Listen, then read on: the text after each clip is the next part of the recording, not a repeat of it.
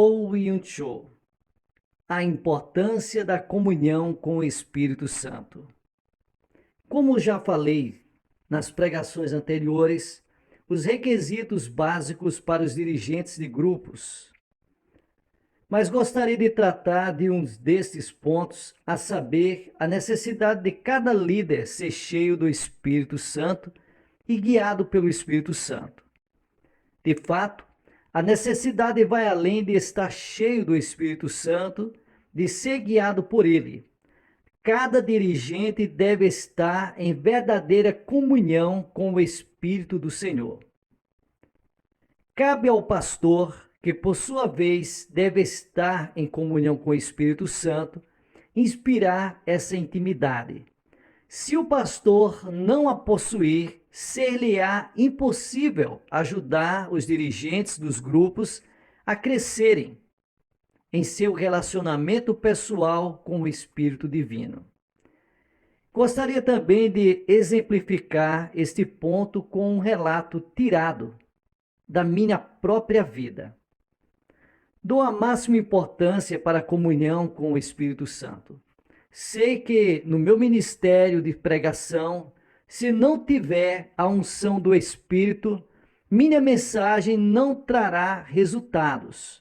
Não importa quanto tempo gaste preparando essa mensagem, ela não vai surtir efeito. E se a mensagem não produz frutos, é desperdício de tempo. Muitos não conhecem o significado da comunhão com o Espírito, apesar de dizerem ser nascidos de novo, terem recebido o batismo no Espírito Santo e experimentado o poder do Espírito em seu ministério. De que mais necessitamos? Me perguntam. Isto é um grande erro. Vivi com essa atitude por muito tempo. Achava ter todos os títulos de que precisava para ser pregador de minha denominação. Eu tinha nascido de novo, recebera o batismo no Espírito Santo e falara em línguas. Isso é tudo o de que necessito, dizia a mim mesmo. Deus, porém, mudou a minha atitude e mostrou-me que o Espírito Santo é mais do que o Espírito do novo nascimento, mais do que o Espírito de poder. Ele é uma pessoa que vive em mim. Viver com uma pessoa significa ter comunhão com ela. Significa reconhecimento mútuo, significa comunhão e comunicações íntimas. Antes de descobrir essa verdade, meu ministério flutuava muito. Às vezes eu pregava uma mensagem muito boa, com tremendos resultados. Outras, meu ministério parecia afundar-se. Todo domingo em que pregava de maneira excepcional, voltava para casa todo eufórico. Nas outras vezes, parecia-me estar perdendo o tempo. Não via ninguém sendo salvo e me sentia muito deprimido. Clamava ao Senhor, perguntando-lhe por que não me ajudava. Então, certo dia, um dia frio do inverno de 1960, depois de ter pregado na reunião de oração da manhã, eu orava a sós na igreja quando Deus começou a falar a meu espírito. Meu filho, disse ele, se você tivesse uma comunhão mais profunda com o Espírito Santo, seu ministério seria multiplicado e adquiriria poder. Sim, um poder muito maior. Então eu lhe disse, pai, eu ainda não tenho tudo o que posso receber do teu Espírito Santo. Nasci de novo, fui batizado no Espírito. De que mais eu preciso? E Deus me disse, sim, você tem o Espírito Santo de uma maneira formal, mas não possui comunhão íntima com ele. Pode-se levar uma pessoa para casa de maneira legal, mas também pode-se deixá-la sozinha na casa como um objeto, não como uma pessoa, se não se estiver em constante comunhão com ela. Essa revelação deu novo ímpeto ao meu ministério. E daí em diante comecei a estabelecer uma comunhão verdadeira com o Espírito do Senhor. Percebi que no passado minha comunhão fora parecida com o que é registrada em 1 João capítulo 1, versículo 3, que diz: a nossa comunhão é com o Pai e com o seu Filho Jesus Cristo. Como a maioria dos crentes, eu tinha o que pensava ser comunhão com o Pai e com o Filho. Orava ao Pai e orava ao Filho, Jesus Cristo. Adorava o Pai e adorava o Filho. E como a maioria dos crentes, mencionava o Pai e o Filho mais, muito mais, em minhas pregações, louvores, mas raramente mencionava o Espírito Santo do Senhor. Mas a Bíblia não nos ordena apenas a ter comunhão com o Pai e com o Filho. Ordena-nos também a ter comunhão com o Espírito Santo, em 2 Coríntios capítulo 13 e o versículo 14. O significado é óbvio. O Pai terminou a sua obra nos dias do Antigo Testamento. Então, enviou seu Filho Jesus Cristo, que foi crucificado e ressurgiu. Agora, sentado para a destra de Deus Pai, Jesus Cristo terminou a sua obra.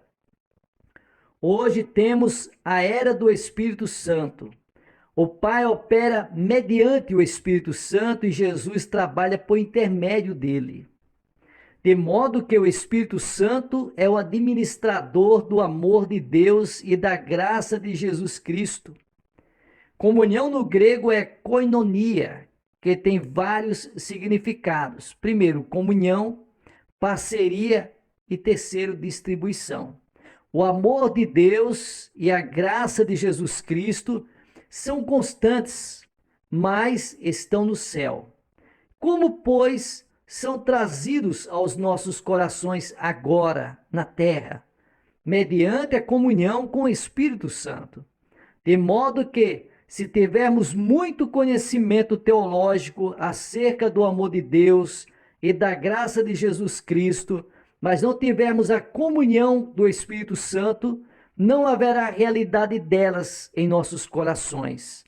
Não haverá distribuição do verdadeiro amor do Pai e da verdadeira graça do Filho em nossos corações.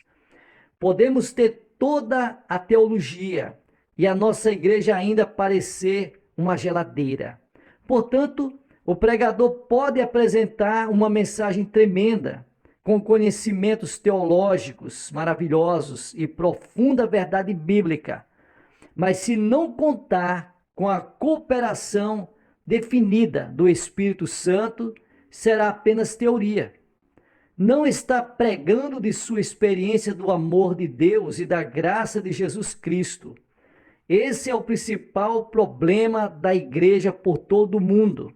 Temos lindos templos, maravilhosos coros, pastores com muitos títulos e brilhantes mensagens, mas as pessoas morrem de fome.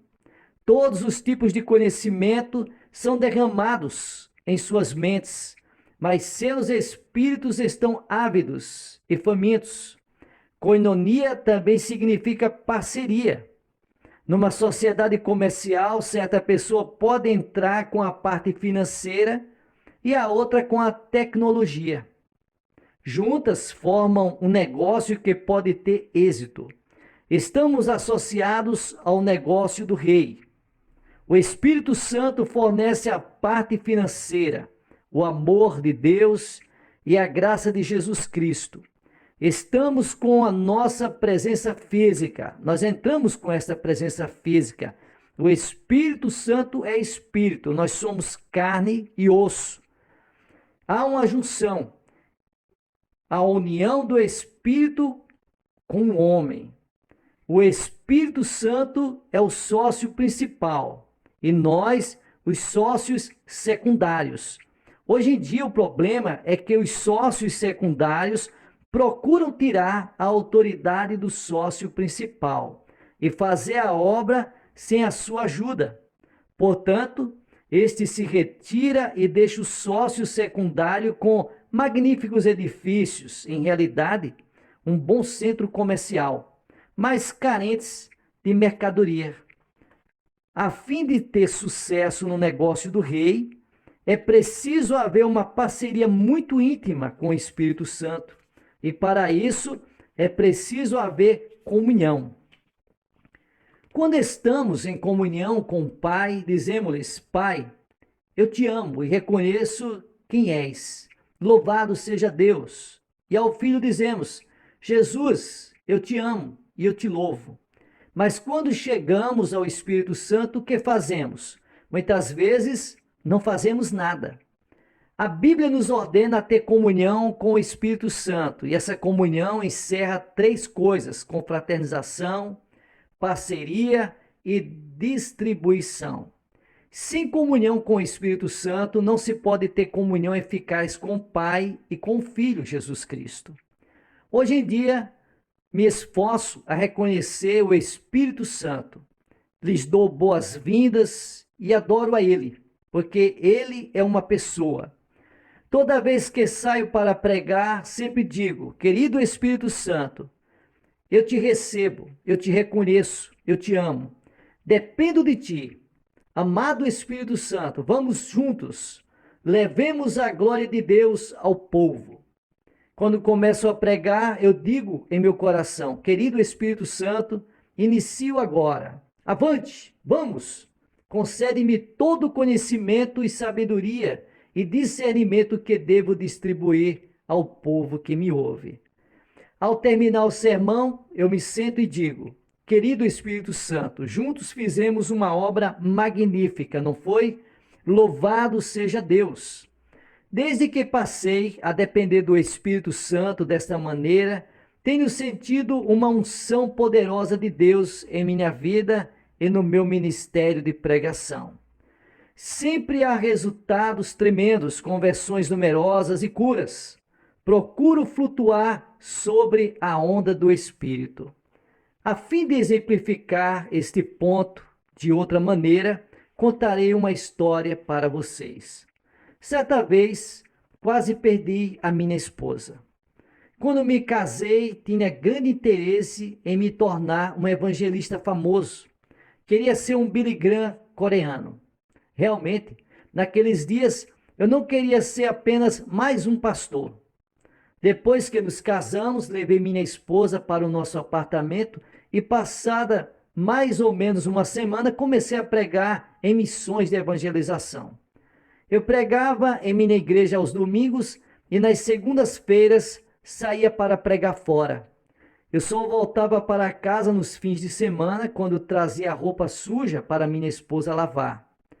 Essa rotina continuou por 6 meses, enquanto me consumia a ambição de me tornar evangelista. Por algum tempo, a minha esposa foi muito amável. Quando eu voltava de minhas campanhas evangelísticas, ela corria a me receber na porta. Ela me amava e me preparava uma boa refeição. Mas, para a medida que os meses passavam e ela não via mudança nessa rotina, começou a ficar deprimida. Já não me recebia à porta, chorava com frequência, até as refeições já não eram tão boas. Algo estava errado. Nessa época, minha esposa era muito tímida, porque éramos recém-casados. Ela jamais me dizia algo sobre o que estava errado. Eu tentava ajudá-la fazendo piadas e coisas assim, mas tudo era inútil. Finalmente, certa noite, minha sogra veio me ver e disse: Poinchô, você está contente com a minha filha? Sim, é claro, disse eu. Bem, disse ela, você vai perdê-la se continuar a tratá-la dessa maneira. O que a senhora quer dizer? Eu perguntei. Trato ela muito bem. Compro-lhes muitos vestidos bonitos. Lhe dou esse apartamento bonito.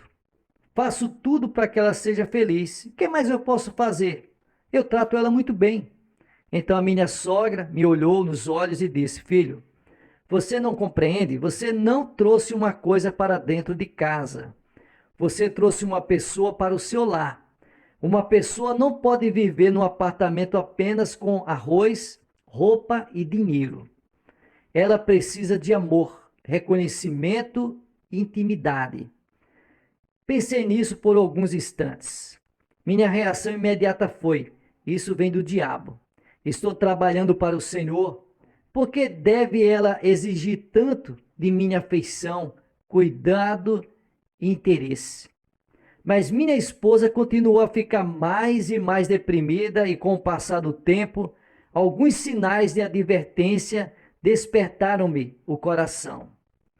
Fui para a presença do Senhor e orei: Senhor, parece que vou ter de escolher entre uma de duas coisas: meu ministério ou a minha esposa.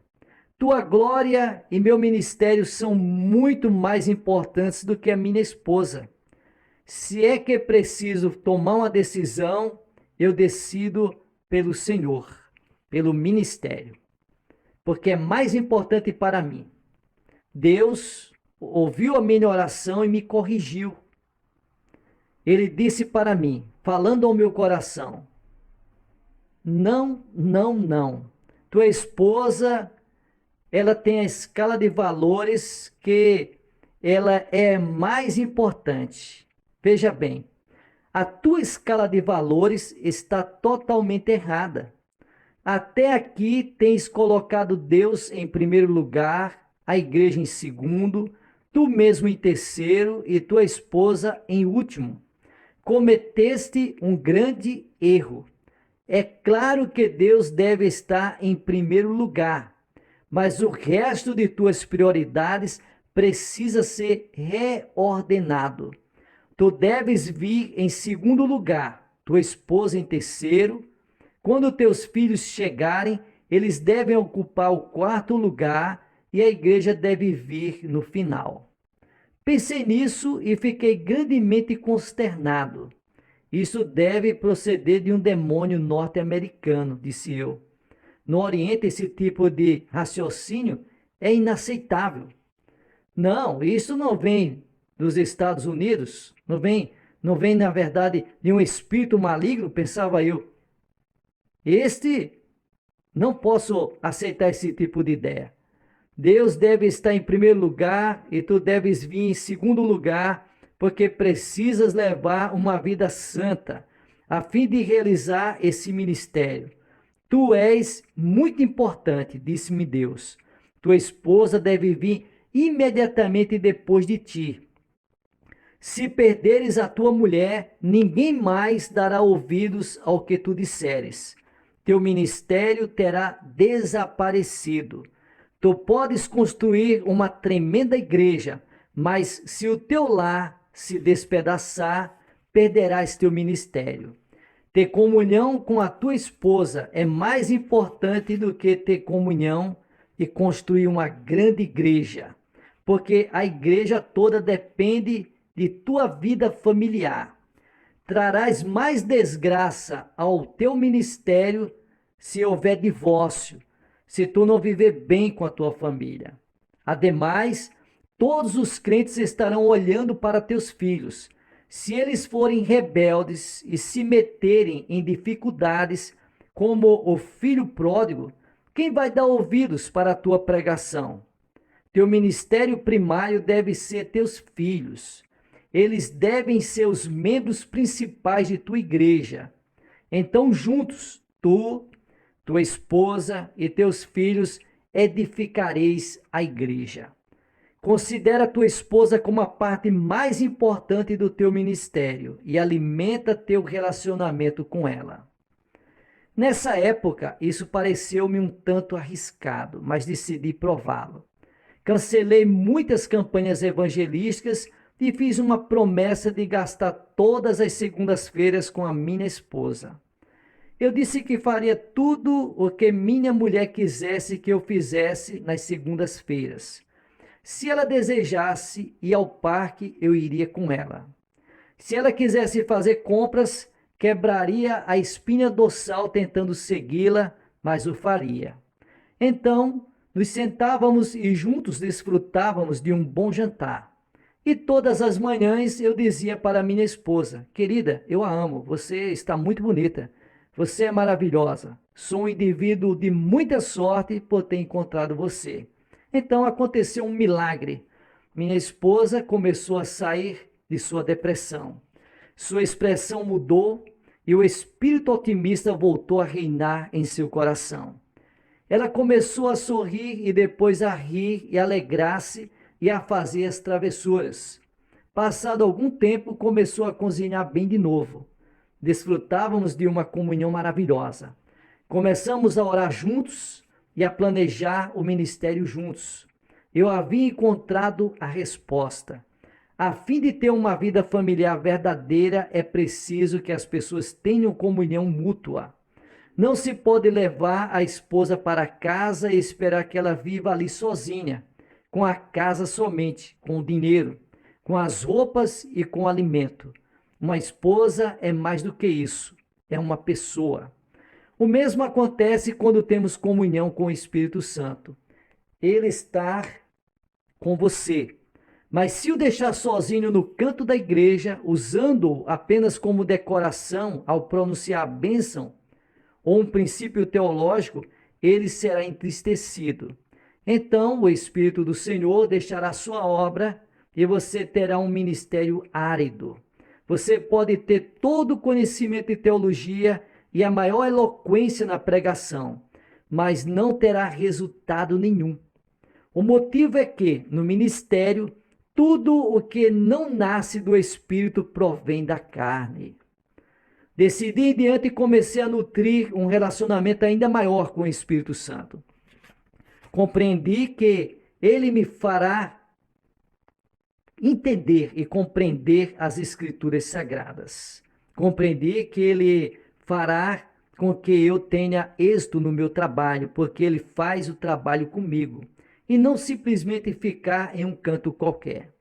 Deus está no trono e Jesus para a sua destra, mas o Espírito Santo está aqui na terra, em mim e em você, a fim de operar juntamente conosco, trazendo êxitos nos negócios do Rei. Hoje trato o Espírito Santo como a pessoa mais importante de minha vida. Louvo-o e digo-lhes que eu amo. Depois, sempre lhes digo, querido Espírito Santo, oremos juntos ao Pai. Oremos juntos a Jesus Cristo. Leamos juntos as Escrituras. Minha comunhão sempre começa com o Espírito Santo. Então, com o Espírito Santo, eu adoro a Deus e ao seu Filho Jesus Cristo. De modo que agora sinto a presença do Espírito Santo tão intimamente que, quando ele fala, compreendo. Quando o Espírito fala de cura, compreendo. Quando ele fala acerca de construir, compreendo. Para mim, ele é uma pessoa muito real. Também sempre procuro gastar pelo menos 1 hora com o Espírito Santo no início de cada dia. Não importa o que aconteça, desejo dar-lhe essa hora. Querido Espírito Santo, digo eu, vamos fazer uma reunião. Leamos a Bíblia juntos e assim, juntamente com o Espírito Santo, eu me sento e dou louvores a Deus. Adoro Jesus Cristo e leio as Escrituras. Amo o Espírito Santo e louvo-o, e juntos fazemos planos para a obra. Na igreja primitiva, os discípulos tinham comunhão verdadeira com o Espírito Santo. Por exemplo, quando se reuniram em Jerusalém a fim de tomar uma decisão sobre o assunto da circuncisão dos gentios, escreveram de maneira inequívoca: o Espírito Santo e nós tomamos a decisão de não impor nenhum fardo extra sobre vós. Atos capítulo 15 e o versículo 28. Não disseram que o concílio havia tomado sozinho a decisão, mas com o Espírito Santo haviam decidido. Pergunto para os senhores, podemos dizer isto de nossas reuniões? Podemos dizer o mesmo de nossos concílios? Quando escrevemos as atas, por acaso dizemos o Espírito Santo e nós decidimos? Geralmente não fazemos isso, porque nós queremos fazer tudo sozinho. Então, meus amados, Jesus, Deus e o Espírito Santo. Comunhão com o Espírito Santo.